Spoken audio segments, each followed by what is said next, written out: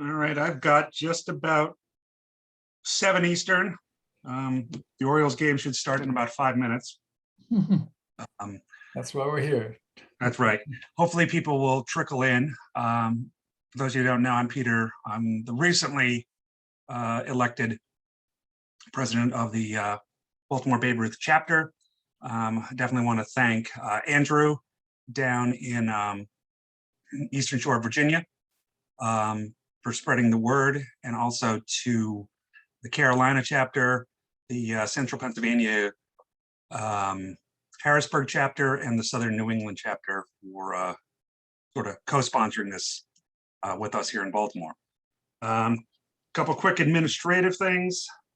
The next edition of the Baltimore Chop newsletter is in proof format and will be out hopefully by the weekend, if not early next week.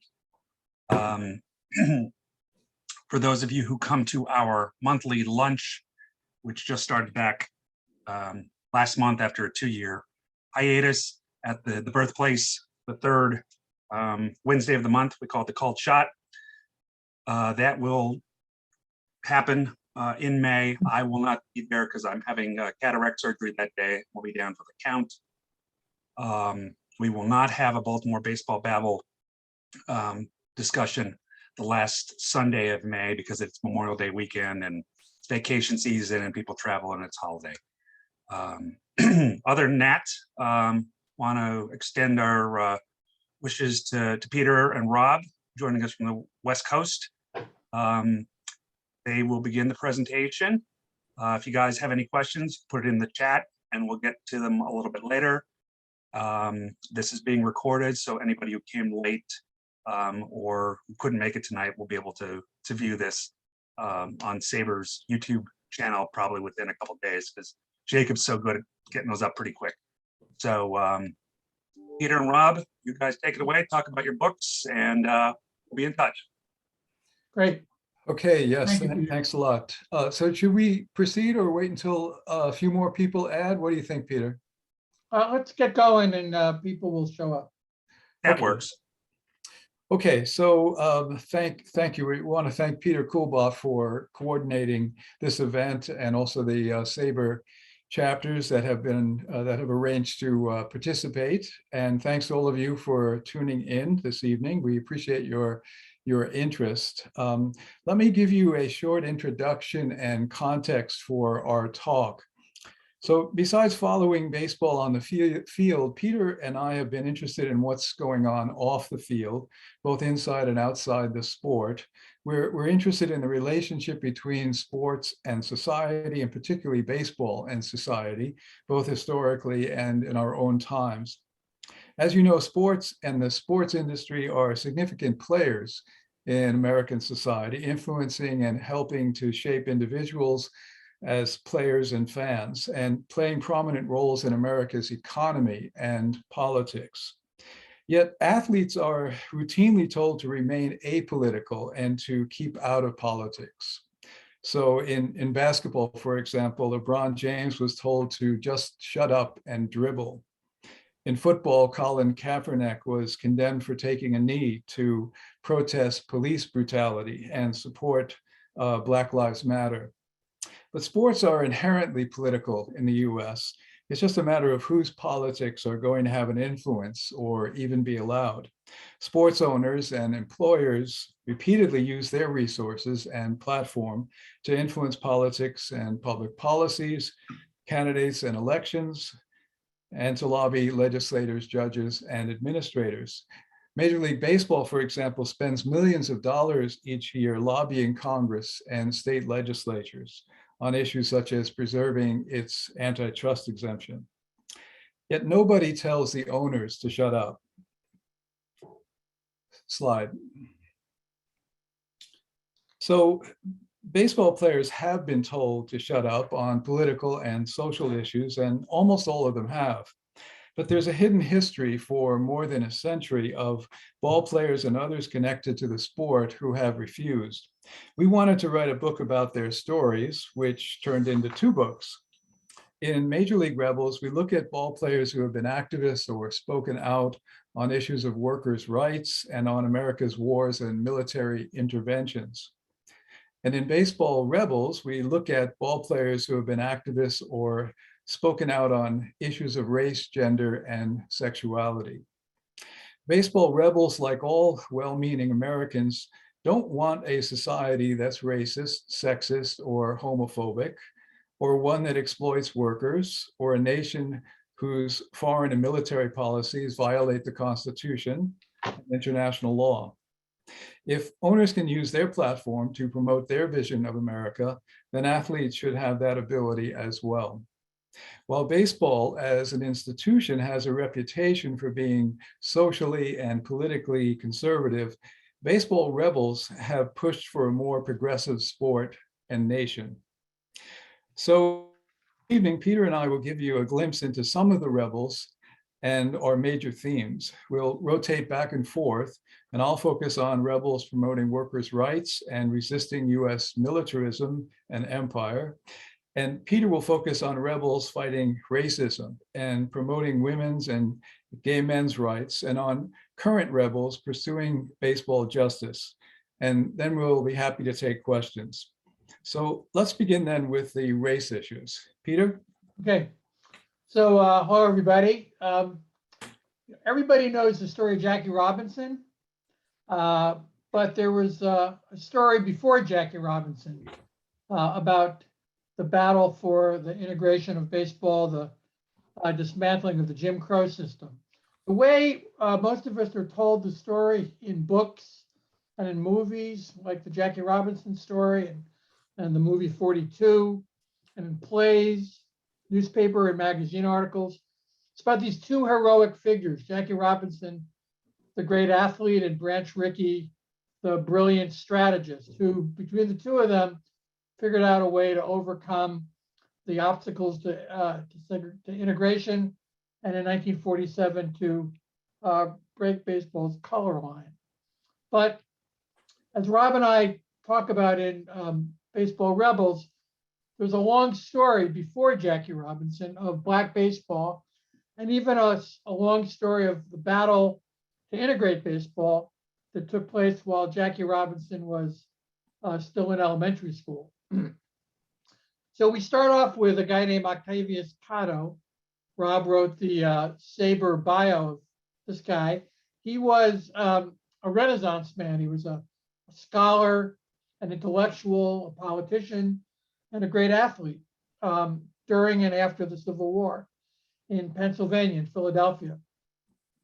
And he helped to start one of the first Black baseball teams. And he fought to get those teams to play against white teams, and even he fought to get them into a all-white league. That didn't succeed, but he was able to mobilize public opinion to point out that Black athletes deserve the same rights as white athletes.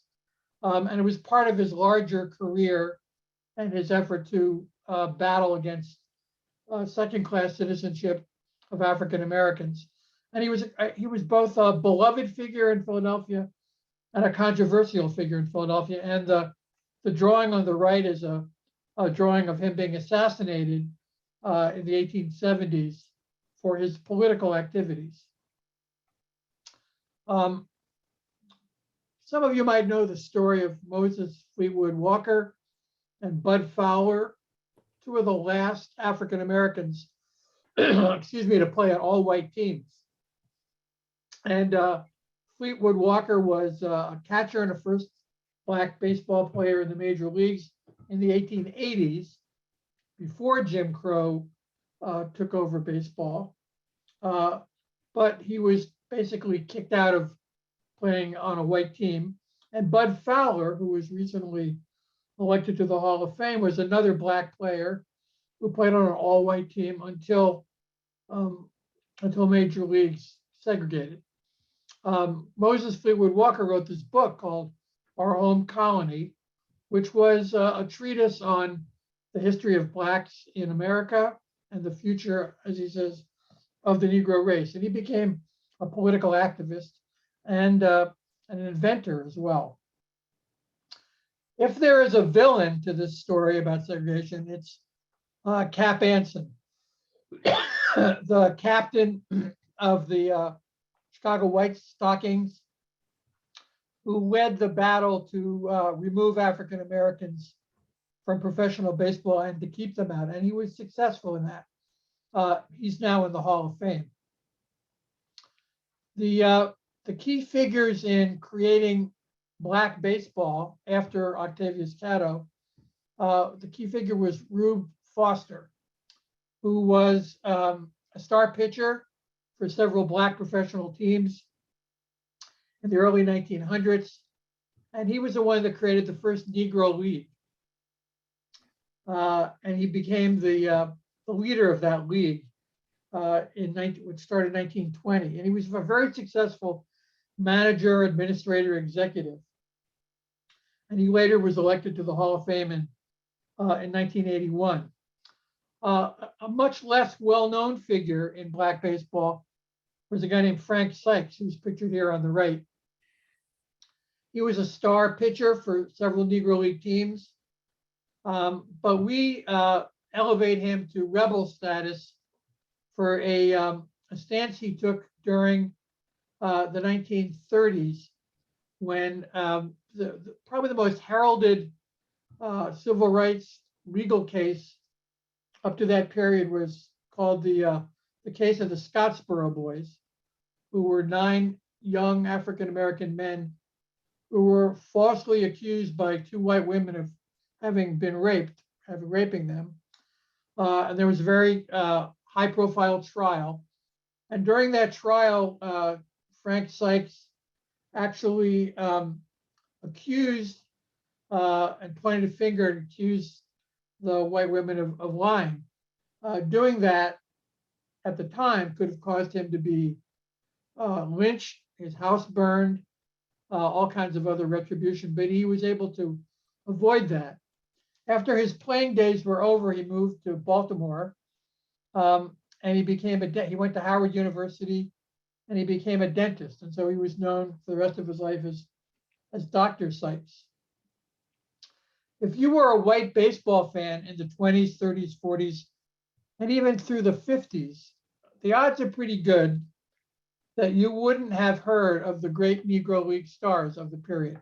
If you read the Black newspapers, the Chicago Defender, the Pittsburgh Courier, the Baltimore African American, the New York Amsterdam News, and all the others, the Los Angeles Sentinel, you probably knew who these people were, these great athletes.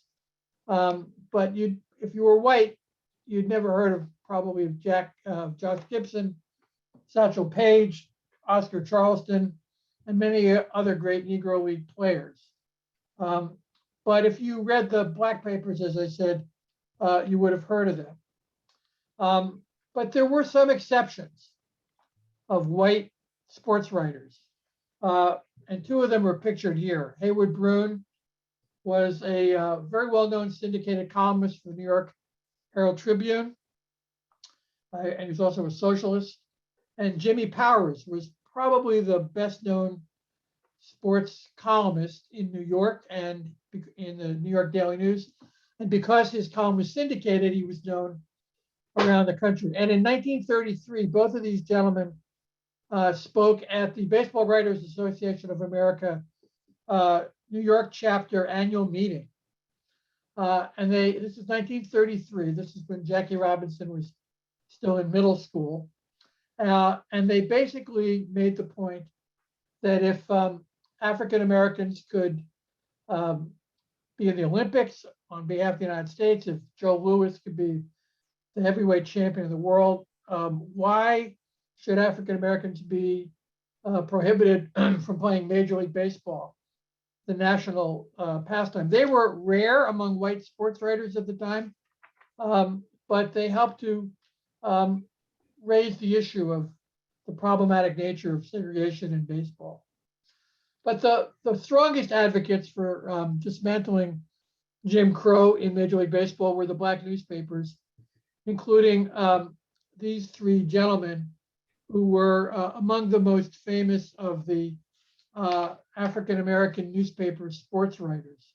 Wendell Smith with the Pittsburgh Courier, Joe Bostic with the Amsterdam News in New York, and Sam Lacey with the Washington Tribune, and then the Baltimore African American. They not only wrote about sports and baseball in particular for the black newspapers, but they also joined the movement. They didn't see themselves as just objective sports writers, but as advocates for their race. If you watch the movie 42 about Jackie Robinson, Wendell Smith is portrayed in that film as Jackie Robinson's ghostwriter and driver. And you get no hint in that movie that Wendell Smith was a leader of a movement that opened the door for Jackie Robinson and all the other black players to follow. Another white sports writer who was part of this movement was Lester Rodney. He was the sports editor of the communist newspaper, The Daily Worker. And he also was one of the few white sports writers that covered the Negro Leagues and that exposed white readers to the stars of the Negro Leagues. And he also was an advocate. What did these sports writers and the rest of the movement do to push for integration? The two leading arguments against integration at the time that were promoted by the owners of the major league teams and by the baseball commissioner, Kennesaw Mountain Landis, who was a racist from Georgia. The two arguments were that black players weren't good enough to play in the major leagues, and that white players and managers wouldn't want black players on their team, and it would be just too disruptive to the sport.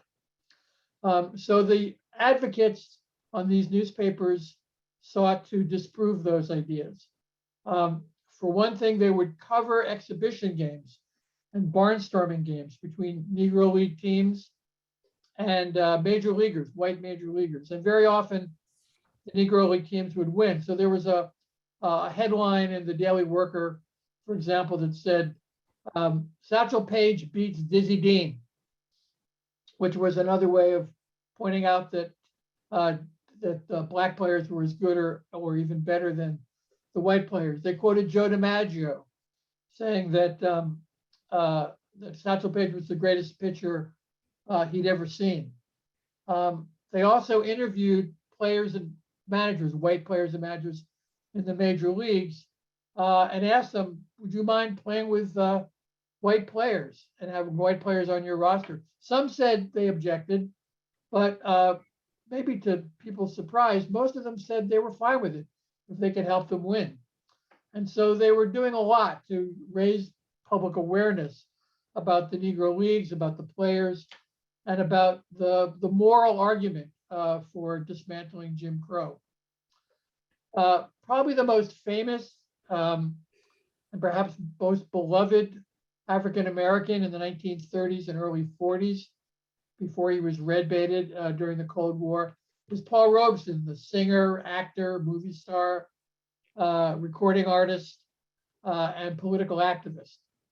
And in 1943, Wendell Smith, the Pittsburgh Courier writer, arranged for the publishers of several major black newspapers to meet with Landis and the owners of the 16 major league teams at their annual meeting in Chicago. And they invited Paul Robeson to join them. And so this is a photograph from the Sporting News in December 1943 of them outside that meeting with a couple of sports writers and Wendell Smith on the right-hand side. Paul Robeson gave a beautiful speech, which we repeat part of in the book in Baseball Rebels. But Landis had told the owners that after he gives his speech, you can applaud politely, but don't ask him any questions. And that's exactly what happened. So Robeson gave a speech. The black publishers insisted that they should open up baseball to African Americans. And then nothing happened, except that it got reported in the newspapers. And that again helped to raise public awareness. So did protests by labor unions and civil rights groups. Here you see in the May Day parade in New York City in the 1940s, as part of the May Day parade, veterans from World War I and union members holding picket signs, admit Negroes to big league baseball, end Jim Crow in baseball. And they did this on a regular basis. They also picketed outside Ebbets Field, Yankee Stadium, the Polo Grounds, and even here in Los Angeles, they picketed outside Wrigley Field, which was the home of the Los Angeles Angels, then in the AAA Pacific Coast League. So they were doing all they could to raise public awareness about the unfairness of segregation. One of the people who insisted on desegregating Major League Baseball was Bill Veck. There was a lot of controversy over this incident. It's definitely true that when he owned the Milwaukee Brewers in the minor leagues, he insisted that whites be allowed to sit blacks be allowed to sit in the stands, in unsegregated stands in Florida during spring training. But the controversy revolves around something that Bill Veck wrote in his autobiography, Veck as in Wreck, which came out in the early 60s, where he claimed that once he had heard that the Philadelphia Phillies had gone bankrupt and were for sale, he got financing from the major labor unions, the CIO progressive unions, to buy the Phillies. And he arranged with the owner of the Phillies to buy the team. And his idea was to put black players on the team. This was in 1943, several years before Branch Rickey brought Jackie Robinson onto the Dodgers. But as he tells the story, he made a big mistake. He told Commissioner Landis about his plan. He got on a train in Chicago. He landed in Philadelphia.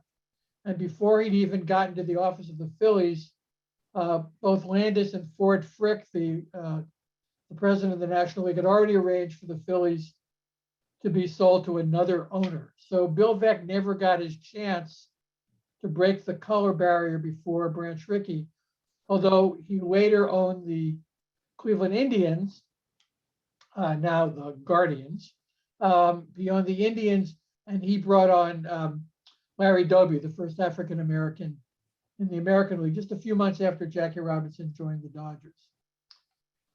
Another example of this battle before Jackie Robinson integrated baseball was spearheaded by Isidore Muchnick, who was a Jewish city council member in Boston in 1945. They had blue laws in Boston, which meant that you couldn't do a lot of things on Sunday, including have baseball games, unless you had a special permit. So he called up Tom Yawkey, the owner of the Boston Red Sox, who was probably the most racist of all the owners. And the Sox eventually became the last team to integrate in 1959 with Punksy Green.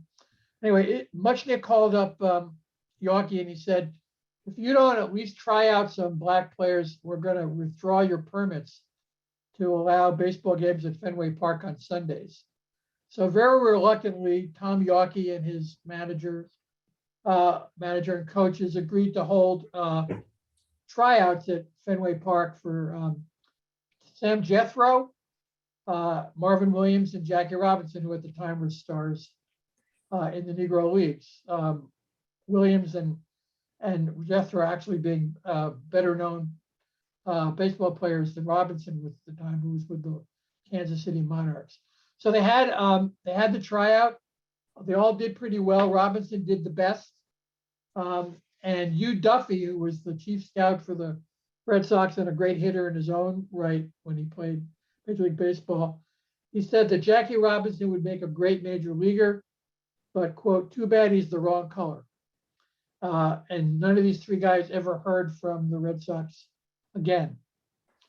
One of my favorite stories in Baseball Rebels is the story of Sam Naham, who probably most baseball fans have never heard of, and for good reason. He was a kind of so-so pitcher in the 30s and 40s for the Dodgers, the Cardinals, and the Phillies. He grew up in a Jewish neighborhood in Brooklyn. He was Syrian, the first language he spoke was Arabic. He went to Brooklyn College, where he was a star baseball player and football player. He was also an English major, and he liked to quote Shakespeare, and he's an avid reader. He was a great pitcher in college, and the Dodgers were always looking for the Dodgers and the Giants, but the Dodgers in particular were always looking for homegrown Brooklyn athletes, particularly Jewish athletes, because there were so many Jews in Brooklyn at the time, to play on their teams, on their roster. So Casey Stengel, the manager of the Dodgers at the time, gave Naham a tryout. He made the team. He did well. He signed a contract. He was in the minors for a little while. He played for the Dodgers, then the Cardinals and the Phillies. And but his biggest claim to fame, from our book's point of view, was that he was in college. He joined the Communist Party, and he was a radical. He didn't do that much because he was an athlete. He was also going to law school at the time, and he eventually became a lawyer.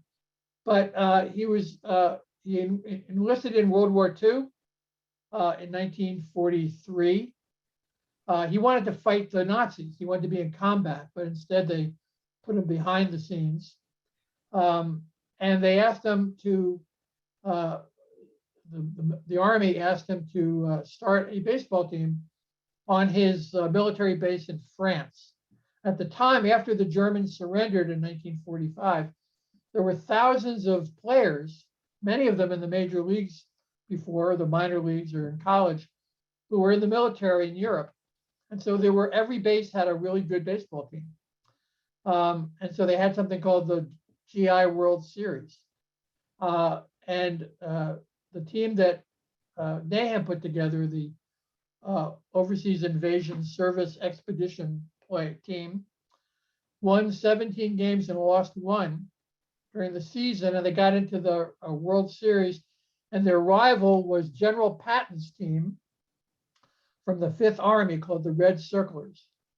And nobody gave Sam Naham's team any chance of winning because Patton had used his connections to get 7 major leaguers on his team. There were only 2 on Sam Naham's team, and neither of them were very good in the majors, so including Naham.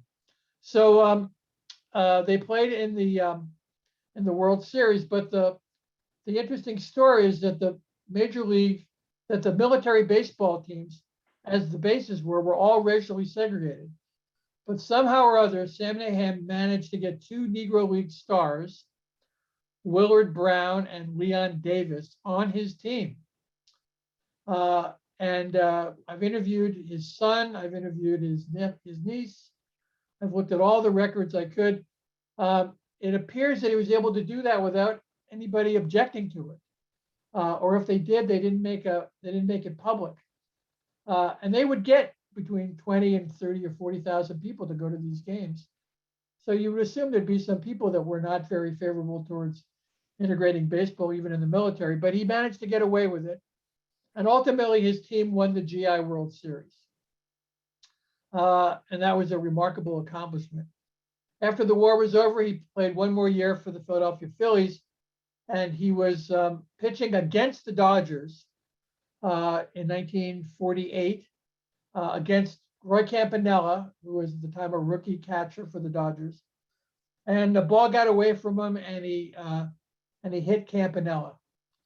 And he says in a unpublished memoir, about a 20-page memoir that he wrote before he died, that his son gave me, he said that he felt so bad he wanted to go up to Roy Campanella and say, I didn't do it on purpose. I'm not a racist like a lot of my teammates are, because the Phillies were the most racist team in the majors then.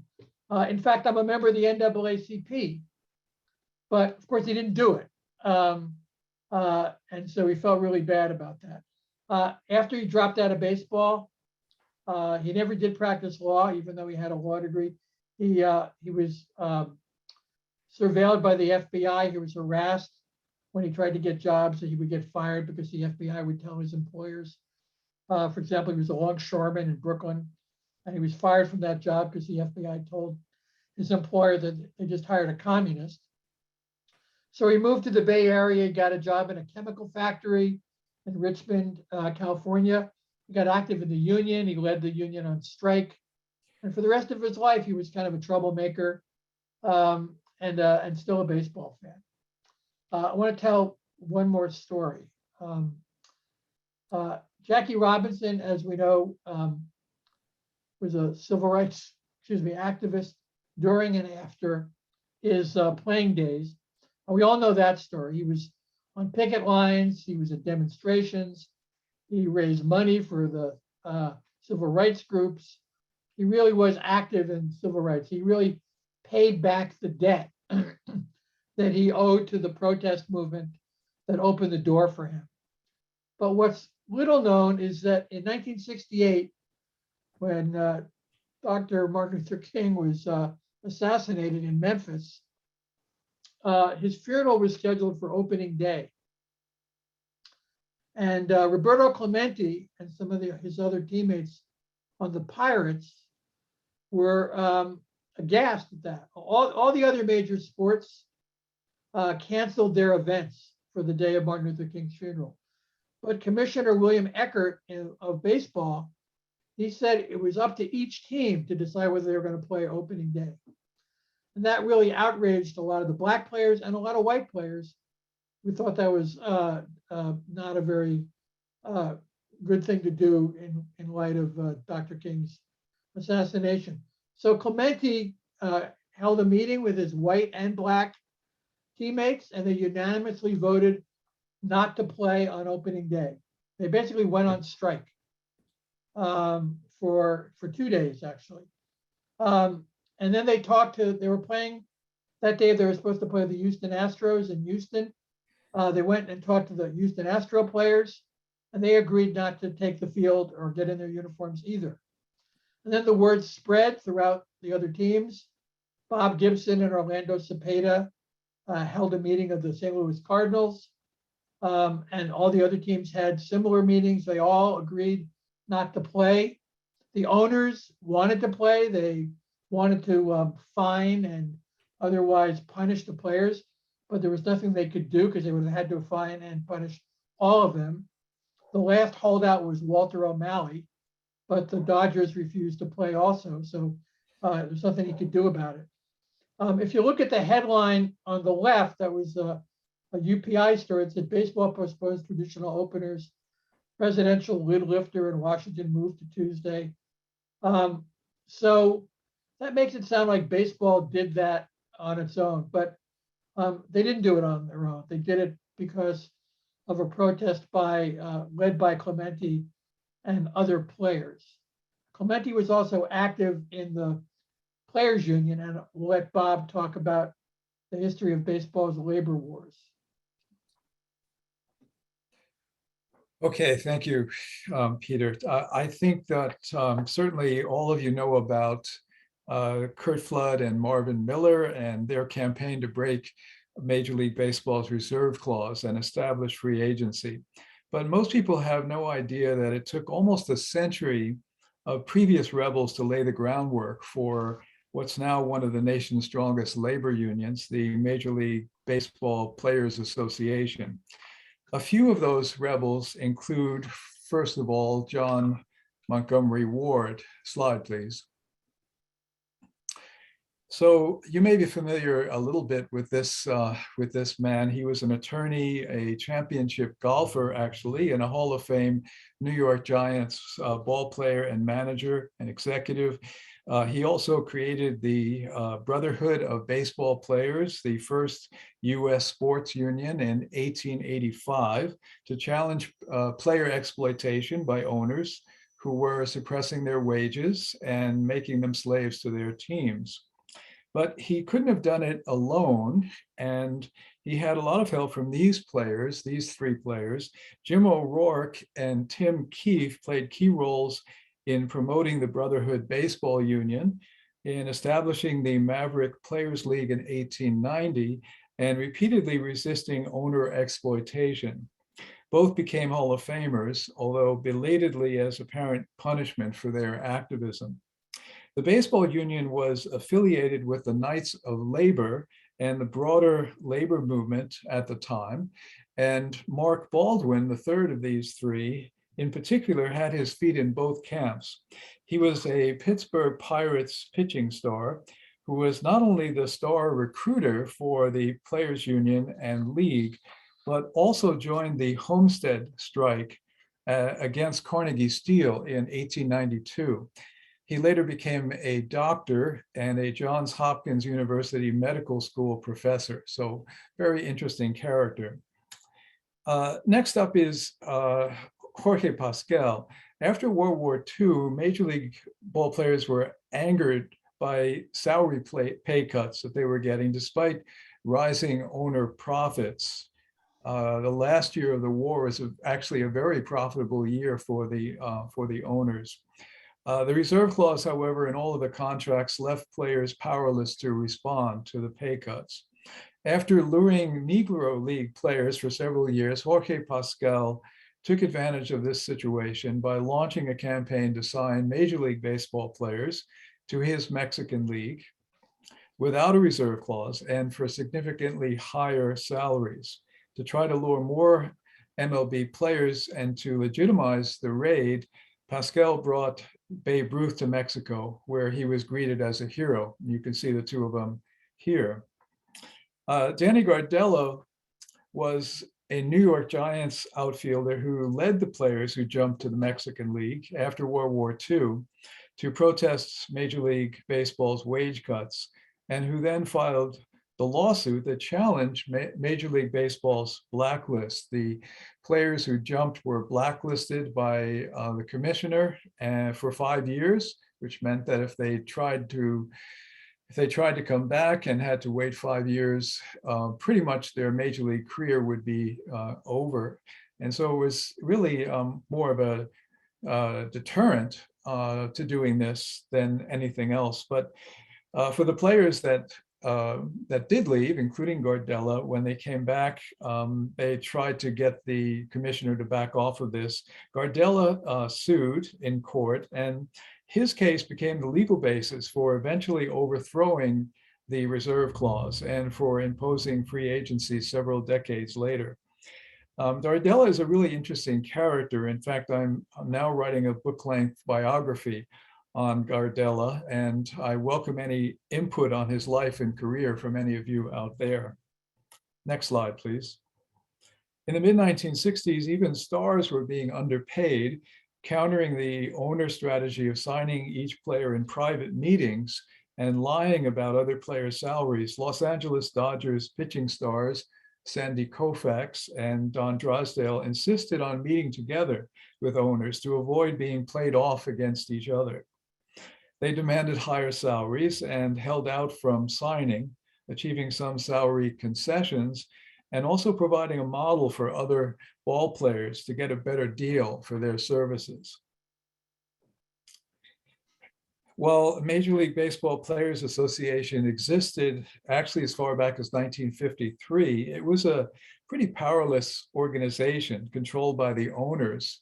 In 1966, however, pitching stars Robin Roberts and Jim Bunning decided to the association by hiring former steelworkers organizer Marvin Miller to become the MLBPA president. This began the rise of the Major League Baseball Players Association as a real and ultimately very successful labor union. Beginning then with John Montgomery Ward and building on the contribution of other baseball rebels in the interim, and there were many more besides the ones I just mentioned, Curt Flood finally issued the boldest challenge, suing Major League Baseball to protest his involuntary trade in 1970 from the St. Louis Cardinals to the Philadelphia Phillies. Warned by union head Marvin Miller that his suit would prematurely end his baseball career, Flood nevertheless challenged Major League Baseball's reserve clause and antitrust exemption. Flood's case went all the way to the Supreme Court, and while he lost, it nevertheless raised the consciousness of other ball players and mobilized more of them to push back against the owners. In regarding himself as a slave, Flood may have been motivated as much by his experience of racism as he was by his bondage as a worker. Peter? So the race revolution in baseball is obviously an important part, but there's another story about the gender revolution as well. And we're seeing some of the fruits of that just in the last year or two, with more women playing important roles in Major League Baseball on the field and off the field. But it begins as far back as the 1860s, when the first women's colleges were started, Vassar and Smith and Mount Holyoke and Sarah Lawrence and schools like that. And they all had baseball teams. I don't mean softball teams, but baseball teams where they threw overhand and they had mostly the same rules as men's baseball. They often did it secretly because baseball was considered a sport for men, and women were considered manly or unfeminine during those Victorian times if they tried to play almost any sports, but particularly a sport like baseball. And one of the early heroines of that era was a woman named Alta Weiss on the left, who was an outstanding pitcher for semi-pro teams, beginning in 1907 when she pitched for the Vermilion Independents in Indiana. Between 1908 and 1922, she pitched and barnstormed around the Midwest with a group called the Weiss All-Stars, while also going to medical school and becoming a physician. In fact, in 1914, she was the first woman to graduate from the medical school at Ohio State University. And she gave up her baseball career, but she was definitely a great athlete who did well pitching against men. Another was a woman named Lizzie Murphy there in the middle, who, began playing baseball for semi-pro teams and sporadically for professional male teams back in the early 1920s as a pitcher. She was also a very good hitter and a first base woman. She was dubbed the Queen of Baseball. She played for 17 years on teams including in Providence, Rhode Island, and a traveling barnstorming team. She occasionally played against exhibition games against the Boston Red Sox and the Boston Braves, against Negro League teams and other teams, and she always did very well. But perhaps the most famous woman of that era is on the right, a woman named Jackie Mitchell, who in 1931 was signed as a pitcher by the minor league Chattanooga Lookouts in Tennessee.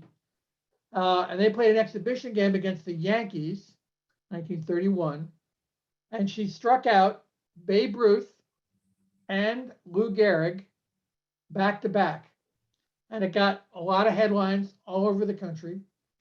And in response to that, Commissioner Landis voided her contract with the Lookouts, claiming that playing baseball would be too strenuous for women, and basically banned women from playing professional baseball.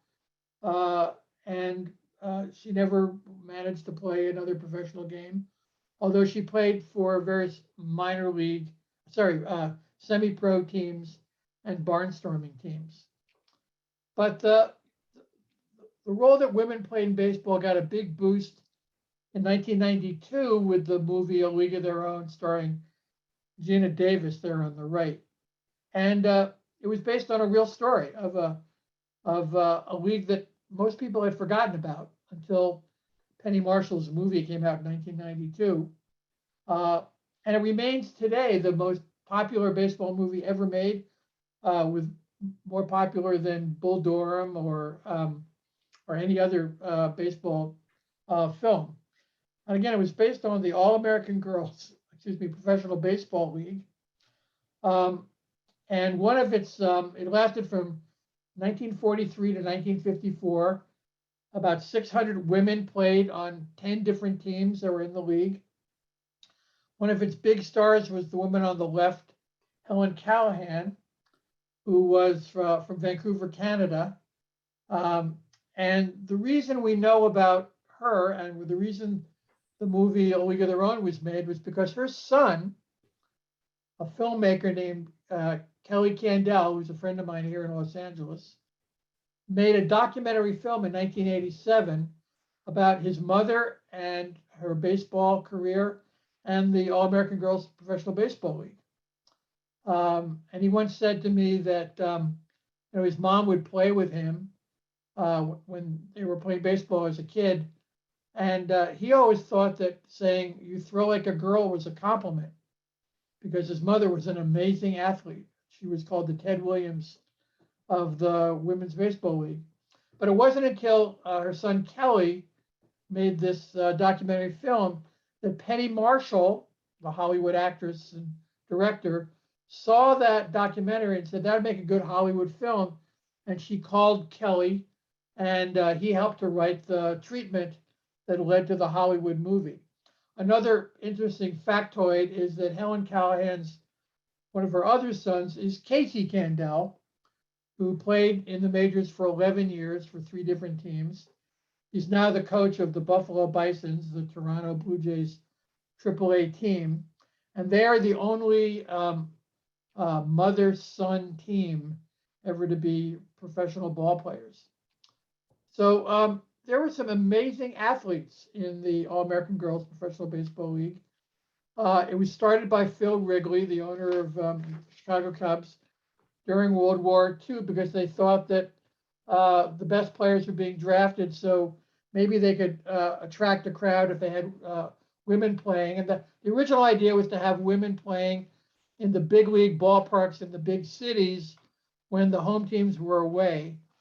But people didn't show up. And so they wound up moving all the teams to middle-sized industrial cities like South Bend and Kenosha and Rockport, Illinois, within 100 miles of Chicago. And the teams were that they recruited from were a huge upsurge of softball players all over the country. There were huge softball leagues in both the United States and Canada, and they became the basis for recruiting the players. And these players that I've put on the screen here were some of the best players in the All-American Girls Professional Baseball League. And one of the things about them that probably a lot of people don't know, that most of them were working class, blue collar women. They worked in stores. They worked mostly in factories. And they were making more money playing for the league, about $85 a week at the top, $45 to $85 a week, which is more than they were certainly making in their other jobs, and more than a lot of men were making even during the war. And playing in these leagues gave them a lot of self-confidence, and they turned out to be more likely to go to college than other women at the time of their generation. Only about 8% of all women went to college, and a smaller number of obviously working class women went to college. But among the 600 players in the All-American Girls Professional Baseball League, 35 went to college, and 35 graduated from college, and 14% earned graduate degrees. And many of them became coaches in high school and college, or athletic directors, or gym teachers, and became advocates for women's sports and female athletes. And many of them, when Title IX was passed in 1972, became advocates for expanding the number of women playing sports in high school and college. And so they had a big influence after their playing careers were over. There's nothing in the Hollywood movie A League of Their Own that indicates that many of those players were lesbians. And these women that I'm picturing here were among them. They were all in the closet to the public. Some of them were out to each other. And the league, again, owned and run by Phil Wrigley, made a point of trying to make sure that their athletes appeared to be so the girl next door and feminine. So they made them all go through beauty training, and they learned how to walk and talk and eat and how to dress. They all had to put on makeup. When they did public relations for the players, they talked about how they like to cook and sew and about their husbands or boyfriends. And while all that was going on, a lot of them were actively engaged in same-sex relationships, but that was kept quiet. And where players refused to be quiet about it, they were kicked out of the league. About 3 years ago, there was a documentary called A Secret Love made about one of these players, a woman named Terry Donahue, there in the middle, and her girlfriend, Pat Henschel, who lived together while she was playing in the league and for about 60 years after that. And they were in the closet the whole time. They had, gay friends. They lived in Chicago. They weren't involved in the gay rights movement at all. And eventually, when same-sex marriage was made legal, they married in their late 80s. But one way that we learned about which players were gay was I looked up a lot of their obituaries. And even if they were in the closet during their lives, a lot of their obituaries said things like, she was the long-term partner of, or she survived by her long-term 50-year partner with her name, and other indications like that. Another aspect of the movie A League of Their Own that's interesting is there's a scene in the movie where an errant foul ball is hit outside the stadium, and Gina Davis's character goes to pick it up, and it's picked up by a black woman who throws it to Gina Davis, who's a catcher. And you see in the film Gina Davis rubbing her hands because the pitch was so fast. And the two of them give each other this look, which basically acknowledges that black woman belongs in the league, but never got in the league. There were never any black players in the All-American Girls Baseball League, even for the 5 years that the league existed after Jackie Robinson integrated baseball. But there were black women that played baseball, including these three women, Toni Stone, Mamie Johnson, and Connie Morgan, who played in the Negro Leagues, mostly for the Indianapolis Clowns. And they were great athletes. Ironically, a lot of the black newspaper sports writers, like Wendell Smith, who was a great leader of the movement to integrate baseball, objected to having women play in the Negro League teams because they thought it was frivolous and it was just a PR gesture. But in fact, they were great athletes. And in the last couple of years, a couple of books have been written about these three women, and they're better known now than they probably were since they retired. Another part of our story in our chapter about women in baseball is about the gender revolution in Little League Baseball. Little League Baseball was founded in 1939, and from its start, it didn't allow girls to play. Some girls did play. They cut their hair. They tried to pretend they were boys. And as soon as they were found out, they were kicked off the team. But in 1950, that girl on the left, a woman named Katherine Johnson, with her parents' support, cut her hair, gave her some of her brother's clothes to wear, and told the coaches that she was a boy who went by the nickname of Tubby. And she did pretty well until it got discovered that she wasn't a boy. And she was kicked out, and Little League Baseball imposed a rule that was called the Tubby Rule that said that girls are not eligible to play or even try out for Little League teams. But during the 50s and 60s, several other girls, also pretending to be boys, joined Little League teams, were quickly forced to quit until the 70s where there were lawsuits, thanks to various federal laws, which made discrimination against females illegal. And one of the first was a girl named Maria Pepe, who lived in New Jersey, who was kicked off her Little League team.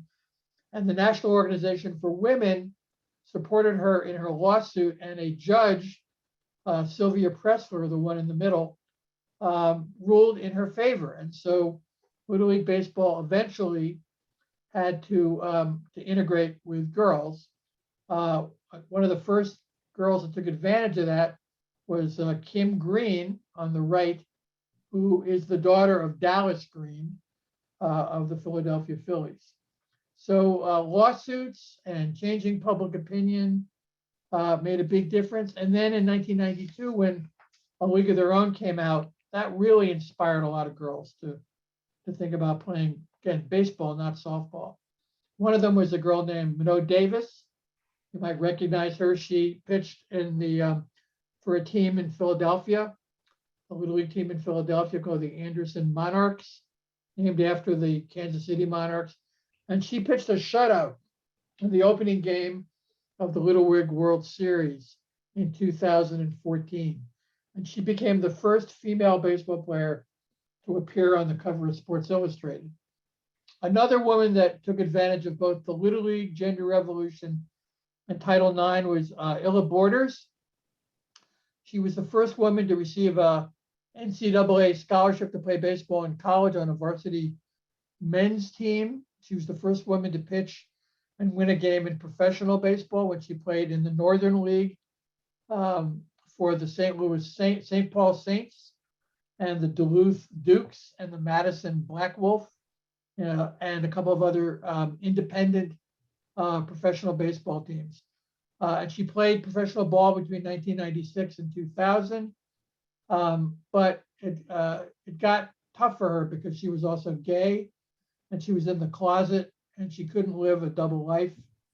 So she quit, became a firefighter, and that's what she's doing now up in Oregon. Baseball integrated on gender terms in other ways. Claire Smith was a great sports writer for the New York Times, the Philadelphia Inquirer, some other papers. She was the first woman beat writer for Major League Baseball, and she received the 2017 Spink Award from the Baseball Writers Association for her longstanding contributions to baseball and writing. Pam Postimo was an umpire who was in the minor leagues but never made it to the majors. A couple of years ago, there was the first all-women broadcasting team. 5 women broadcast a game between the Tampa Bay Rays and the Baltimore Orioles in July of 2021. 3 weeks ago, Alyssa Naham became the first on-field coach when she coached first base for the San Francisco Giants. Kelsey Whitmore recently signed a contract for a minor league team called the Staten Island Fairy Hawks. She'd been a star softball player at Cal State Fullerton, but she always wanted to play baseball, and she's really good at it. One of the problems is that there are a lot of scholarships for baseball, for fast pitch softball players in college, but there are no scholarships for baseball players. But a lot of women have persevered. We've seen in the last 2 years, a woman become the general manager of the Miami Marlins, and the first woman, Rachel Balkovic, to become a minor league manager in Florida. We know that there have been about 20,000 players in the major leagues since 1900. Not one of them has been out of the closet while they were in uniform, although it's obvious that there were gay players. But the 2 players that came out of the closet after their playing careers were over were Glenn Burke, who played for the Dodgers and several other teams, and Billy Beane, who also played for the Tigers and the Dodgers and several other teams.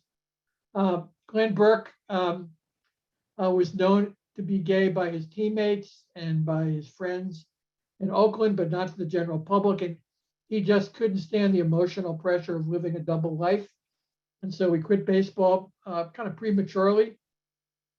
When he was first signed out of Berkeley High School, people thought he could be the next Willie Mays, but he never got to that point. And Billy Beane quit again because of his own ambivalence, his emotional distress of having a double life. But probably the best thing, maybe the only good thing that Bud Selig ever did as commissioner was to hire Billy Beane in 2014 to be baseball's first, what at the time was called the Commissioner of Inclusion. And now he's the the Director of Inclusion, but now he's the Vice President for Inclusion. And one of his jobs was to figure out how baseball could be more open to the gay and lesbian community. Every major league team now has a Pride Night, except for Houston, except for Dallas. Sorry. There are major league executives on several teams that are out of the closet. I interviewed Billy Beane a couple months ago, and I asked him, "Do you think a gay player will be coming out soon?" And he said he thinks in the next 5 years that'll probably happen. He said it'll probably happen among players that are now in the minors. There's a couple of out of the closet players that have played in the minors, mostly on independent teams, but including David Denson, who played for the Milwaukee Brewers AAA team. He eventually quit baseball, but it's no longer as much of a stigma, although it is still a stigma, more so in baseball than in football and basketball. And if you want, we can talk about why that is during the Q&A. There have been two gay umpires. Dale Scott was forced to quit when people discovered he was gay. Dave Pallone was forced to quit. Dale Scott played until his physical, he couldn't take it anymore physically, and he quit. And now we're going to move on to questions of war and empire with Rob. So we looked at a series of rebels that were challenging U.S. wars and empires. Unfortunately, the U.S. has a long history of wars and military interventions, and many of them are illegal and unconstitutional. Some ball players and others in the sport have raised their voices. So to begin with, while World War II has been described as the good war, some Americans dissented nevertheless, including some ball players. Tom Ananick, Mike Ballas, and Bill Zuber, shown here, all claimed conscientious objector status before it was recognized as a possible resistance to being drafted. Ananick announced that he was a CO before the war began and offered to work in a munitions factory, but was nevertheless allowed to continue his minor league career. Ballas, however, was sentenced to prison and served several years there. And Zuber, who had some impressive years as a pitcher for the Senators, Red Sox, and Yankees, avoided prison only because of a physical ailment made him ineligible for military service. Along with more than 100,000 Japanese, mostly Japanese American citizens, Kenichi Zenemura was sent to an internment camp during World War II. Zenemura had been a player, manager, and especially an organizer of Japanese teams and leagues in California for years. At the camp, Zenemura protested the unfair treatment of the Japanese by organizing baseball behind barbed wire. He created a field in the New Mexico desert and teams in his own camp, as well as a league for teams he inspired in other camps. As a pushback against the injustice and as a way of showing the loyalty of Japanese Americans to the United States, the camp prisoners played the quintessential American game, baseball. While ball players had always been warned to stifle any dissenting views and to support all US wars, a few took the risk of speaking out against the illegal Vietnam War. Sympathetic to a lot of the political protests of the 1960s, Ted Simmons on the St. Louis Cardinals opposed the war.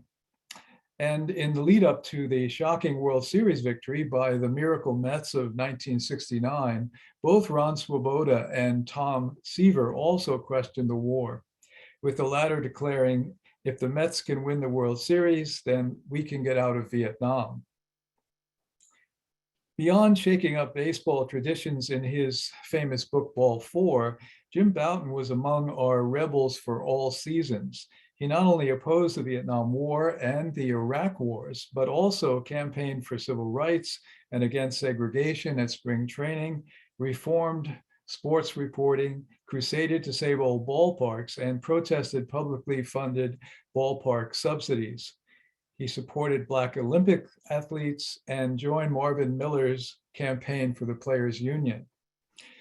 Similarly, not just a free-spirited spaceman, Bill Lee also protested the Vietnam and other US wars and interventions, unfair Major League firing practices, segregation in the South, nuclear weapons and power, baseball sweatshops, and US-Cuba policy, as well as supporting the Equal Rights Amendment, Greenpeace environmental activism, school busing, and universal health care, while also running as a socialist candidate for governor in Vermont.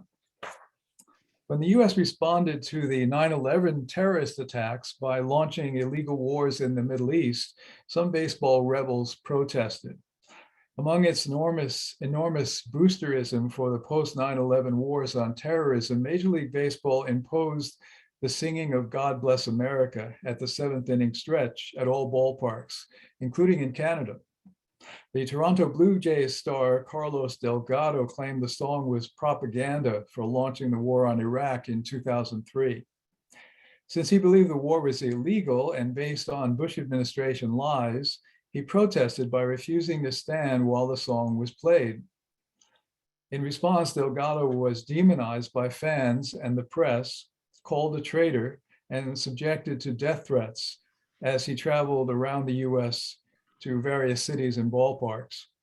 A veteran activist against US military policies in his native Puerto Rico, where he protested the environmental destruction caused by the US Navy on the Puerto Rican island of Vieques, Delgado continued his Iraq War protests when he was traded to the Florida Marlins, finally relenting when he joined the New York Mets.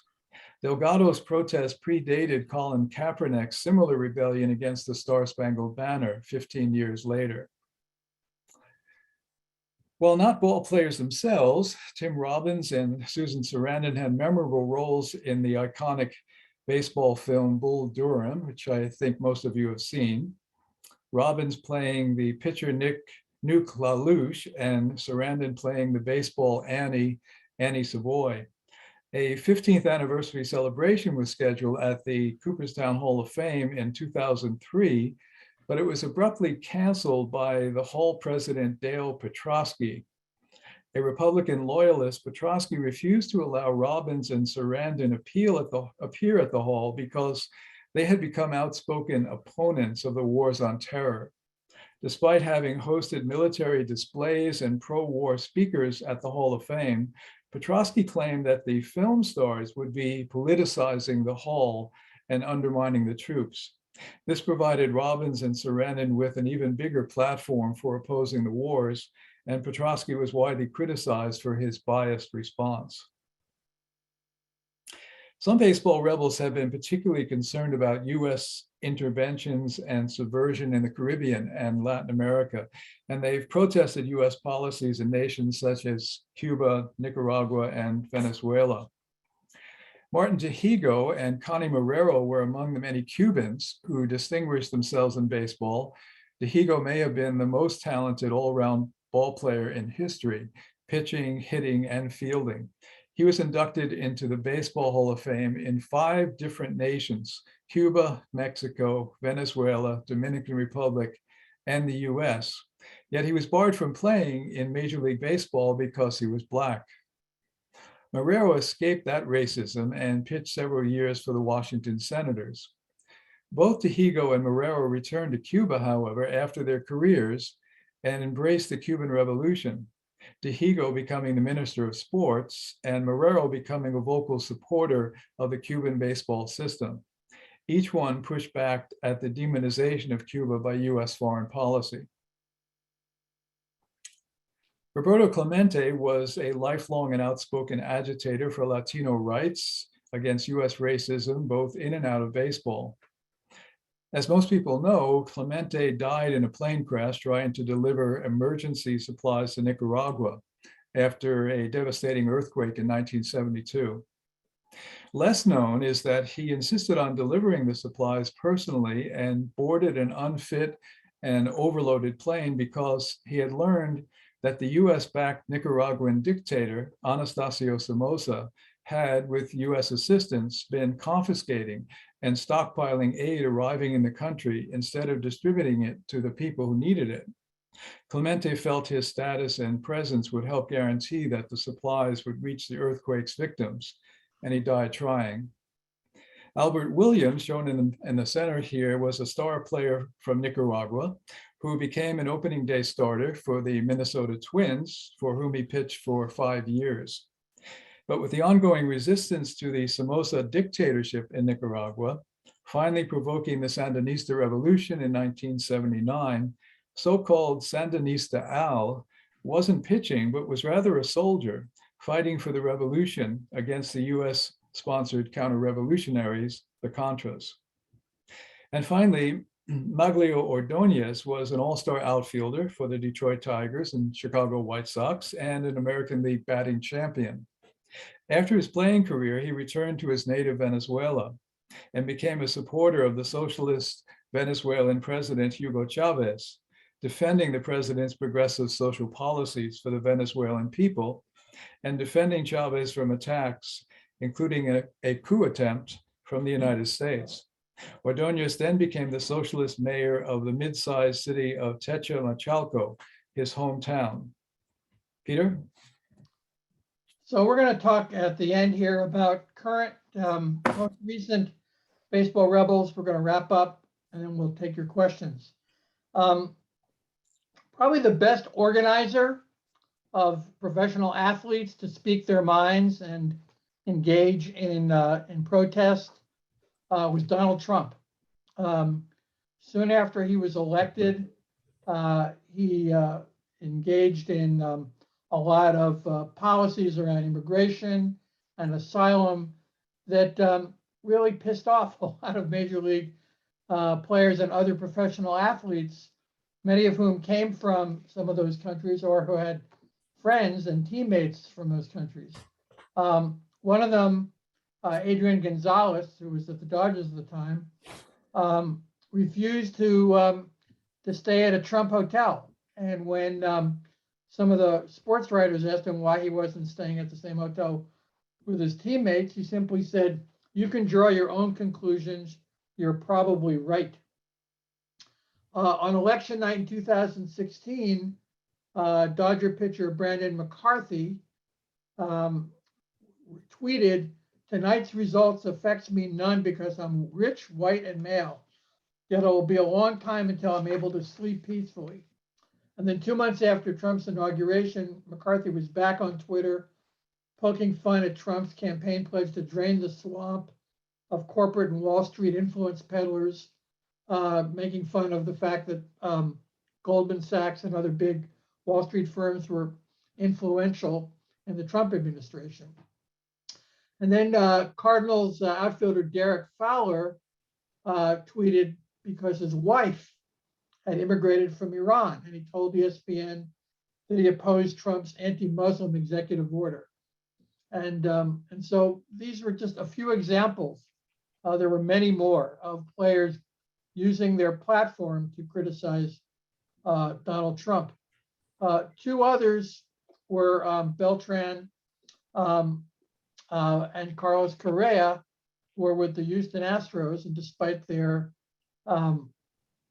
cheating scandal, they were trying to make a point of principle when they refused, after the World Series, they refused to show up at the White House to have the ceremonial photo op with Donald Trump. And in fact, a lot of professional athletes, and in some cases entire teams in the NFL, the NBA, even some college teams, and professional baseball, the Red Sox, the Washington Nationals, many of them refused to go to Washington to give Trump the opportunity to have a photo op with these World Series champions.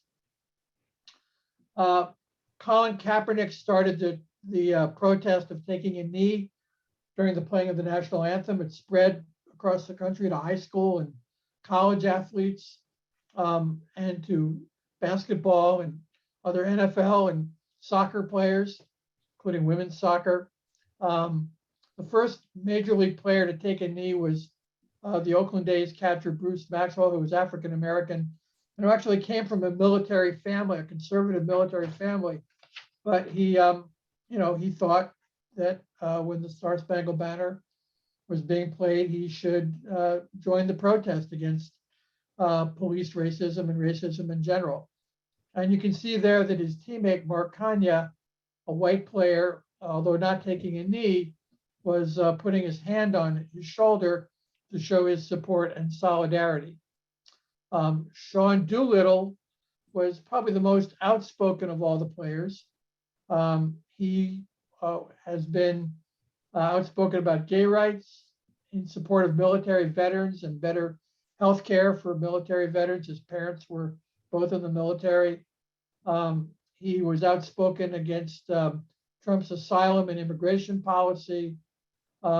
He organized his fellow teammates when the murders of in Minneapolis and Kenosha, Wisconsin took place, and asked the black players what on his team what they wanted white players to do, and then he took a knee. So he's been kind of an all outspoken player. When the unionized plant that makes all the baseball caps for New Era closed its factory near Buffalo, New York, and moved it to a non-union plant in Florida, he protested. He wrote an op-ed in the Washington Post saying that the Players Association shouldn't have let that happen, even though it wasn't directly related. This was the uniforms they wear should be made by union workers, and that they should protest when something like that happens.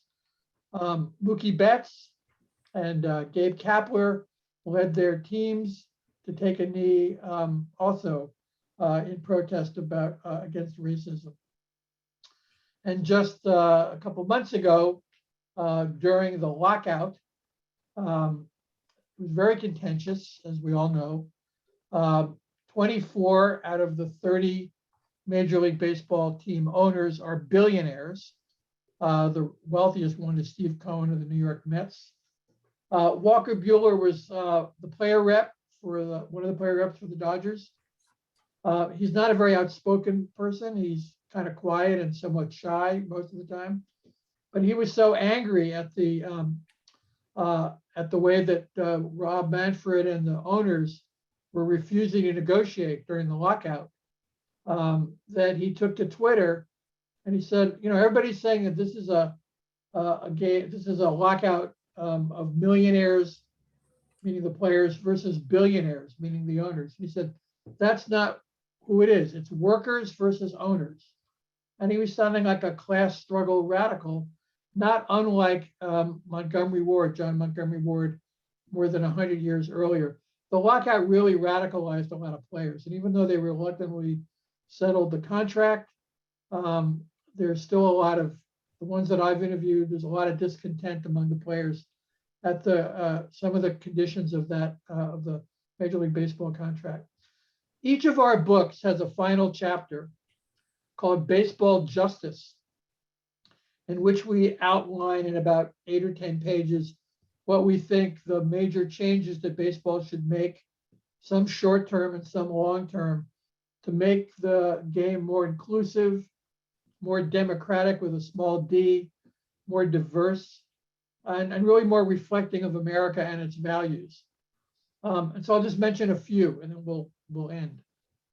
One is that Curt Flood should be in the Hall of Fame. He may not be qualified for the Hall of Fame alone on his baseball statistics, although he was an outstanding hitter, an amazing base runner, and an 8-time Gold Glove winner. But there are still people that say he doesn't meet the threshold. But he certainly meets the threshold in terms of his contribution to baseball. And just like Marvin Miller was blacklisted from the Hall of Fame by the corporate plutocrats that run that institution for about 30 years. Kurt Flood has been blacklisted by the Hall of Fame, and it's time he got in, although in the last round of voting, he wasn't even on the ballot. So he deserves to be in there. A second reform we think is necessary is to address the harsh and embarrassing reality that Major League Baseball owns a sweatshop in Costa Rica. There's a Rawlings factory in a small town in Costa Rica that makes all roughly 2 million baseballs that are played, that are used in Major League Baseball. They're all made in this one factory, and the workers are treated really poorly in terms of pay, working conditions, job security, enormous injuries from carpal tunnel syndrome, back injuries, and so forth because of the difficult work of sewing a baseball. A couple years ago, Major League Baseball bought a 25% share of that Rawlings factory, along with the owner of the San Diego Padres, Peter Siegler.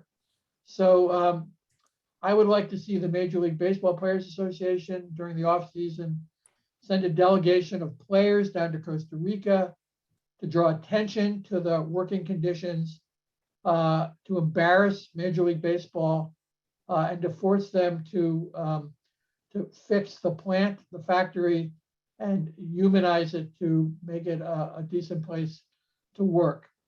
And the last one I'll mention is that the minor league players need to be unionized. Minor leaguers, they're living out their dream in some ways, getting close to playing in the majors, but they live under terrible conditions. They get paid very little, except for those that get big bonuses. They move a lot and they lose their first and last month's rent, so they can't afford to do. Their housing conditions are miserable. They don't eat very well for the most part. They live in overcrowded housing. And there's now talk among a lot of minor leaguers about unionizing, particularly after Rob Manfred closed down 42 minor league teams a year and a half ago, and with Major League Baseball's support. It wouldn't cost Major League Baseball and the billionaires that own the teams that much money to lift up the working conditions and pay of the minor leaguers who populate the next generation of baseball players. And if Major League Baseball Players Association isn't going to do the organizing, then they can do it with another union. There's been an upsurge of labor activism in America in the last couple of years. We've seen it more recently with Starbucks and Amazon. Clearly, Major League Baseball players are not working at Starbucks or Amazon. But in an article that Kelly Candela and I wrote in The Nation a couple months ago, we interviewed a few former Major League players to see what they're doing now, people that had their cup of coffee. And we interviewed somebody who'd played in the majors for 2 years, and he's now working at Starbucks. So it's not entirely incongruous that those Starbucks workers and minor league players are thinking about unionizing.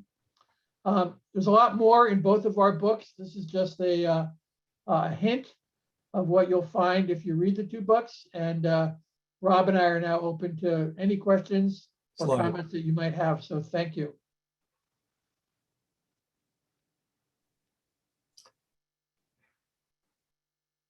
So Peter, you want to?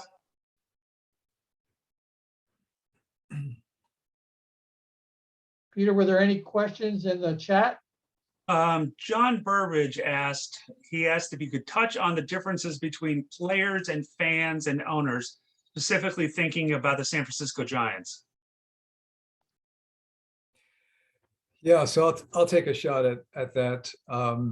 It's interesting because it's no secret that San Francisco is a pretty progressive area, and there have been a number of things even on the team that have been pretty important advances. The first woman who's served as an on-field coach a few weeks ago, and other other developments. Gabe Kapler has been very progressive as well, and certainly some of the players.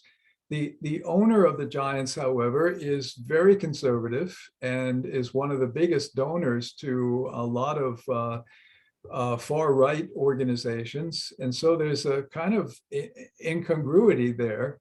And I suppose that the evidence is on the surface that he hasn't been having much of a sort of dampening effect on what some of the things that the team has been doing, and particularly some of the individual players have been doing. But there is a bit of an anomaly, that combination.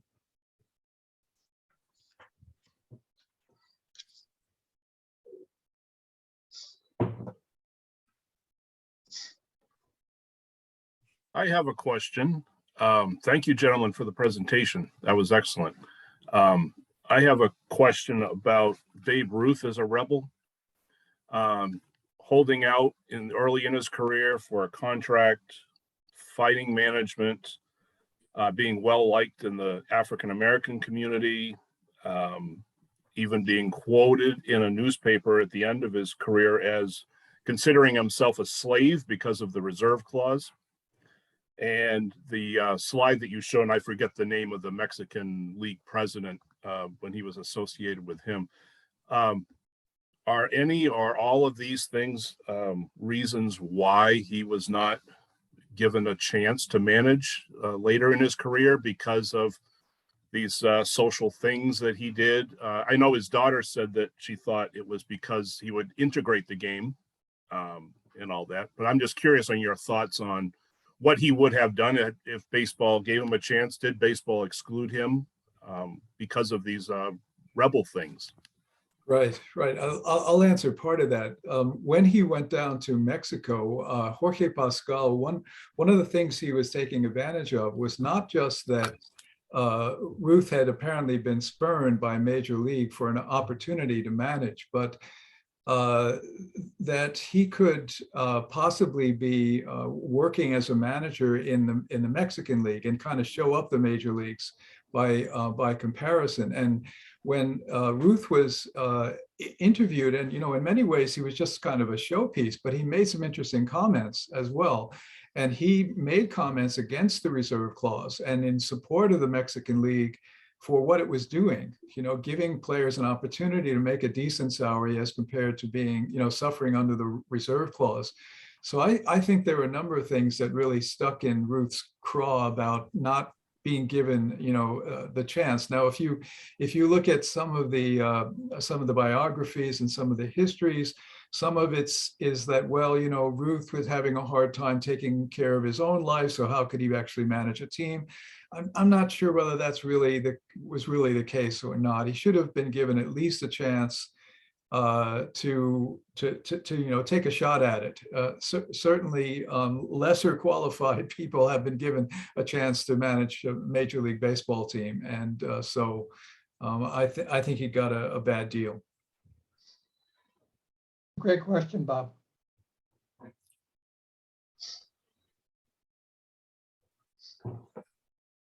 Anybody else? Anybody else? Quiet bunch here for the first week of May. I guess everybody's rushing out to watch Star Wars movies on May the 4th.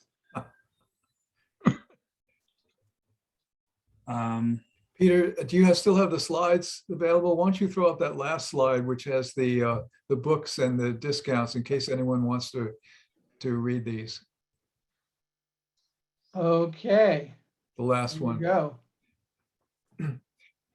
Yeah, so we have two different publishers, and you can get a 30 to 40% discount at using these codes if you're interested in learning more. We've only been able to give you a small portion of the stories that we tell. The reason we have two books, by the way, is because we had intended just one, and we had a contract with the University of Nebraska Press, and by the time we were finished, we didn't realize how much there was to really look at, and we had a manuscript that was twice as long as what we had contracted for, and we couldn't convince Nebraska to double the size, and so we went to Rowman and Littlefield, and they agreed to publish the second half or the other half. So we split the themes. So the Baseball Rebels again is on race, gender, and sexuality, and then Major League Rebels is on workers' rights and American Empire. So that's how the two books are divided.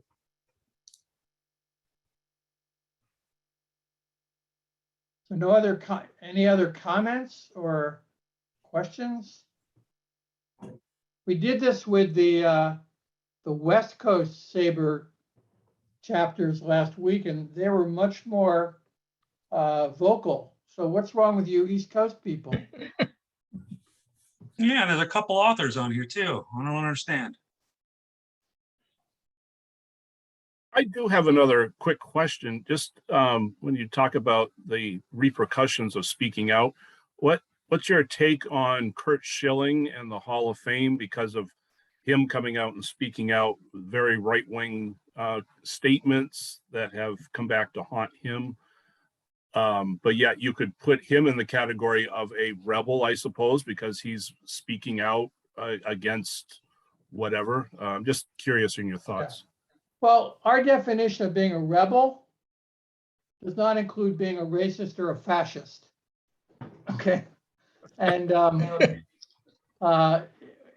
talking about people who fought for social and economic and racial justice, right? There are a lot of, very conservative athletes in all major sports, probably more in baseball than in most others. That has partly to do, I think, with the fact that fewer baseball players go to college than those in the NBA or the NFL. There's smaller percentage of Black players in Major League Baseball than there are in the other two major sports. Hockey, of course, has no, I think it may not have any African Americans or very few. But one other thing that I discovered in doing this research is, I don't know how much credence to give it, but I'll mention it anyway, because lots of people have asked this question about, why has NBA and the NFL and now the NHL had players that have come out of the closet while they were in uniform in the majors, in the top leagues, but not baseball. Somebody, a sociologist, did a study of the tweets of all the players on the rosters of the NBA, NFL, NHL, and Major League Baseball teams, and discovered that by a significant margin, Major League Baseball players are more likely to use biblical references, religious references in their tweets. And by that, I don't mean progressive, Unitarian, and Quaker references, but much more conservative and evangelical. And there is quite a culture in Major League Baseball of evangelical Christians, and quite a few players, as we say in the book, who've been outspoken against against homosexuality. On the other hand, there have been a growing number of players who have been speaking out for the last 20 years in favor of gay rights. And also, more and more players are willing to, more and more teams are willing to punish players and managers that, speak out against gay rights, including the Cincinnati Reds, who, for a little while fired their major announcer, Tom Brenneman, when he, off mic, he thought the mic was off, but it was on, made a flagrant homophobic comment. And so it's true that most of the players that speak out are conservative and they don't get any sanctions over the years. It's okay to be in favor of war and so forth. It's only the ones that have come out on liberal and progressive side of things that have really gotten sanctioned. But that's starting to change. That's part of the reason we wrote the book, because it's definitely something that is happening right now. And I think some people would call that major league teams realize where public opinion is.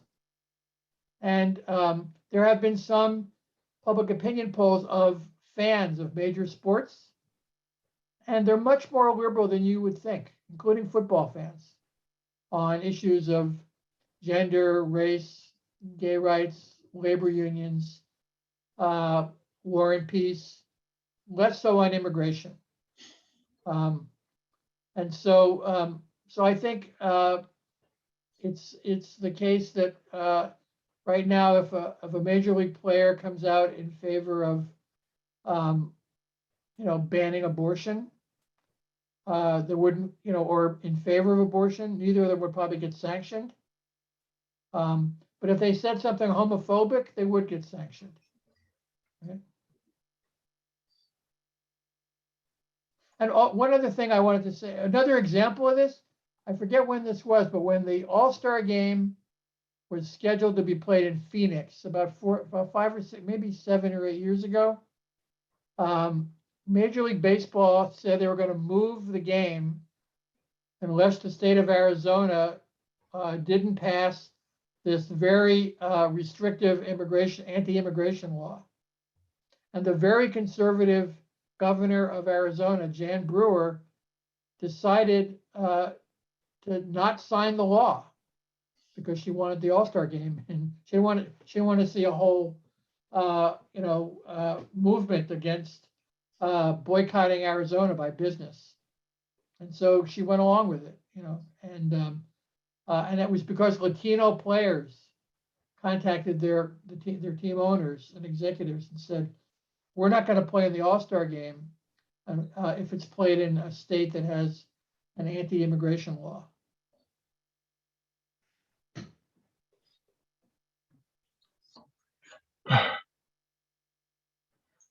Anybody else? Yes, that got me to start thinking, has anybody done any studies on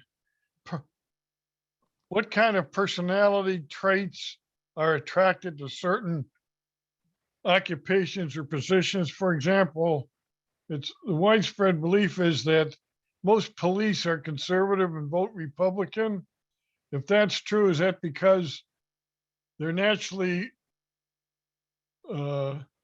led toward joining the military, and afterwards one of the if you have a military background, you naturally attract one jobs that are open are obviously in the police, or vice versa? And is there any other occupations which tend to attract certain type of personality traits or mental traits compared to others? There are actually, psychologists and sociologists have done those kinds of studies. What you say about the police is generally true, but not entirely true. I know quite a few liberal and open-minded and tolerant cops. It's also possible that people that are liberal become a cop and they get absorbed into the cop culture, and they change. There've been a number of studies about, there was a study done in the 60s about who goes to med school. And back then, a lot of students went to med school. They had idealistic views about serving people. But by the time they graduated, realized how much it cost to start a practice, how much debt they were in to pay back their loans to go to med school. They became more cautious and conservative, right? So the culture of being part of that occupation may make a difference. In terms of athletes, athletes tend to be highly individualistic, even though they play on teams. And they tend to be extremely motivated. But I think in the last 20 or 30 years or so, because baseball in particular has become much more diverse, players are much more open-minded. Players are much more liberal than they were back in the 40s and 50s and 60s. One of the early columnist that we mentioned earlier wrote a column in the 1930s for the Daily News, Jimmy Powers. And he said he thought that Major League Baseball would integrate by the earlier mid-1930s because fewer of the players were from the South and more were coming from California and from the Midwest. Well, obviously that didn't happen. But now, at least the players that grew up in the United States are more likely to have gone to college. It's less true for the players coming from Asia and from Latin America. So, you know, and Roberto Clemente is a good example of a Latino athlete who, you know, very early in his career was outspoken. And he was also a determined and incredibly great athlete. So I think the long answer to your question is, I think players attracted who are good enough to play Major League Baseball are much more diverse in terms of their backgrounds and their personalities and their politics than they were even 30 or 40 years ago. Thank you. That's interesting. That leads me to another question. Of course, I'm a longtime Cleveland sports fan, having grown up there. And is there a personality trait that keeps a team from winning the World Series for the last 74 years? And a city that, of course, Cleveland peaked in population in 1950. And unfortunately, I grew up in my early years pre-teen. The Indians were second to the Yankees from 1948 through 56. So I assumed that they'd always be good. And of course, when I got to be a late teenager, I realized that wasn't going to be the case. I think it's the curse of Herb Score. But then the other fact, with the Cleveland Browns were the best team ever in football in first in the 40s and the 50s. And you can say whatever you want about the Tampa Bay ex-New England Patriot quarterback, but the greatest quarterback of all time was Otto Graham, who played 10 years in the pros and had his team in the championship game 10 times out of 10 years, Yep. winning 7. Yep. Yep. Tom Brady hasn't met that percentage yet. Right. So now that you're the Guardians, you should be able to win a World Series. I think that's really the issue. Well, that's one of the theories out there is, I think Bill Veck, the Indian Wahoo logo was put on the Indian uniform, I think in 1949. And if that's true, they never won the World Series with that logo on the uniform. So one theory is that, well, they should change the name because that may give them a better chance of winning a World Series now. Except the Braves have won the World Series several times with the tomahawk chop and right. So well, one of the things that irritates us old Cleveland Indian fans is watching the Super Bowl a couple of years ago when Kansas City won the Super Bowl and panning the Kansas City stadium in the AFL title game. All the fans were doing the tomahawk chop. And of course, Atlanta, the same thing. Yeah, well, I hope that changes. I wrote an article 2 weeks ago that suggested that the Braves change their name to either the Atlanta Hammers, named after Hank Aaron, or the Atlanta Kings, named after Martin Luther King, who was born, raised, and lived most of his life in Atlanta. Or if you want to have a compromise, the Atlanta Hammer Kings.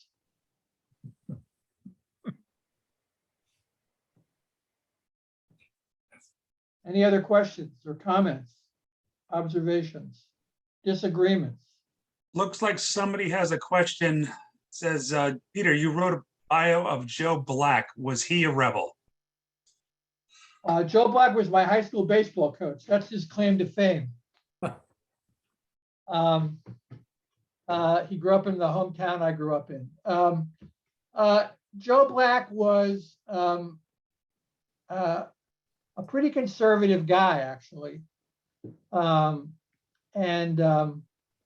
He was not outspoken the way Jackie Robinson was, but he had a change of heart when he had a meeting with Dr. King. And so after his playing days were over, he went to work for Greyhound. First, after his playing days, he became a high school baseball coach in my hometown in Plainfield, New Jersey. He did that for about 7 years, but he couldn't make a living and he couldn't pay his alimony. Eventually, he was married 7 times. But he has 2 wonderful children. Anyway, so he got a job with Greyhound. At the time, Greyhound, it was the middle of the civil rights movement. The freedom rides were happening. Black Americans were angry at the segregation of buses. Greyhound was the biggest bus company in the country. And so they had to change their image or else they're going to lose a lot of customers. So they hired Joe Black to be their public spokesperson in the Black community. And at first he was kind of a token, and he kind of knew that, and he wasn't happy with that. And so as he got more comfortable in the job, he became more outspoken inside the company and outside. And he began to demand that Greyhound hire more Black bus drivers and other executives. He began to speak out about civil rights. He had a weekly column in Jet magazine and Ebony magazine, the 2 largest Black magazines in America at the time, where he spoke out about civil rights. And so he kind of changed. He had a very conservative demeanor. And he was very religious, as was Jackie Robinson, a regular churchgoer. But the civil rights movement kind of radicalized him to some extent, not as much as Jackie Robinson. You wouldn't find Joe Black on picket lines, except once or twice he did, but for the most part, not like Jackie Robinson or Kurt Flood. But he was a wonderful human being. Everybody who knew him loved him. He was a wonderful coach. He was a great father, not a great husband, but a great father. So I wouldn't call him a rebel. He's not in the book as a rebel. But I did, I did feel, I won't go into a lot of detail, but he did a lot for me. And I felt I owed him something. And I was going to write a biography of him. And he and I talked about it a couple of times. And then he died in 2001, and we never got around to the kind of interviews I would have needed to write a full-length biography.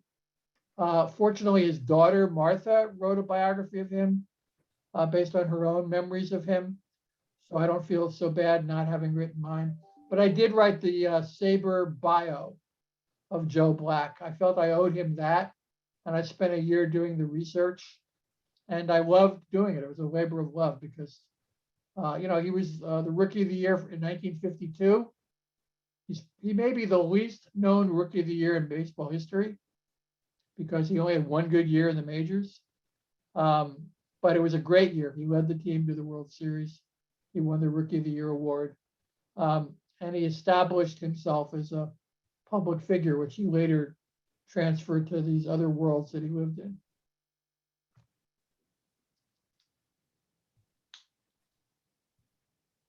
I think that's a good way to end it, reminiscing about your baseball coach.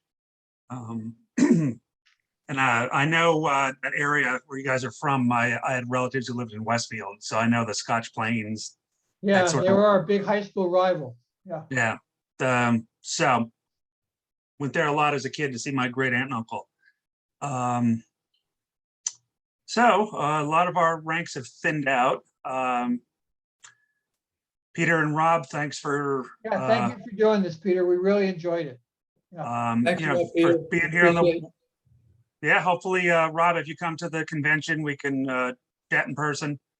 And which is only a little over 3 months away. Okay.